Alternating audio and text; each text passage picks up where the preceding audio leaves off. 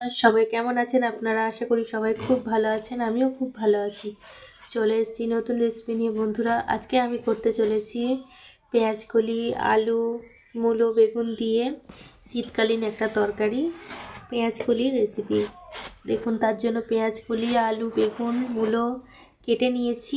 এবার রান্নাটা শুরু করব। এই রান্নাটা শীতকালে করলে অসাধারণ লাগে। আর আমরা পেঁয়াজকলি তো সারা বছর আমরা এমনিতেই পাই না, তাই জন্য যে সিজনটি আমরা পেঁয়াজকলি পাই সেটা দিয়ে অনেক রকমের রেসিপি করে খেয়ে নিই। তার মধ্যেই একটা রেসিপি করছি আজকে। শুরু করি রান্নাটা। শুরু করার জন্য গ্যাসে একটা কড়া চাপিয়েছি। কড়াটা গরম হলেই তেল দিয়ে প্রথমে আমি পেঁয়াজকলিগুলো ভেজে নেব। কড়াতে তেল দিয়েছি বন্ধুরা, তেলটা গরম হোক, তারপর পেঁয়াজকলিগুলো দেবো। গরম হয়ে গেছে বন্ধুরা, এবার আমরা পেঁয়াজকলিগুলো দিয়ে দেবো তেলের ভিতর।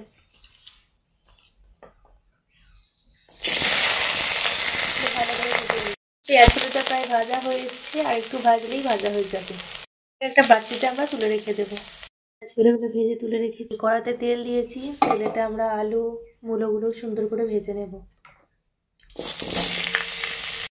আমাদের আলু আর মূলো সুন্দর করে ভাজা হয়ে গেছে। এরপর আমি এটা মশলা পেস্ট আর একটু সামান্য আদা, এবার এই পেস্টটা দিয়ে দেবো আমাদের তরকারিতে দিয়ে দিলাম আমাদের সবজিতে, আলু আর মূলোতে। এর ভিতরে আমরা দিয়ে দেবো লঙ্কা, হলুদ, জিরে গুঁড়ো। একটু জল অ্যাড করলাম। আমি দিয়েছি হলুদ গুঁড়ো, দিলাম লঙ্কা গুঁড়ো, দিচ্ছি জিরে গুঁড়ো। এবার জল দিয়ে এটাকে একটু সিদ্ধ করতে দেবো।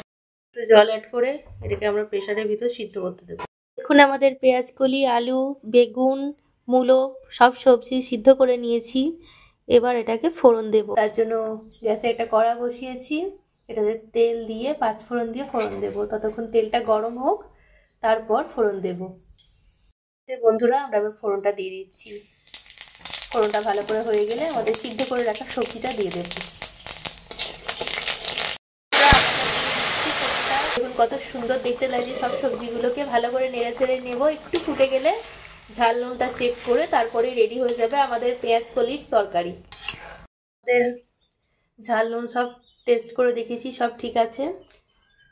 রেসিপিটা আপনাদের কেমন লাগলো অবশ্যই জানাবেন। এটাকে আমরা এবার পরিবেশন করব। একদম চটজলদি রেসিপি এটা, আপনারা রুটি ভাত সবের সাথে খেতে পারবেন।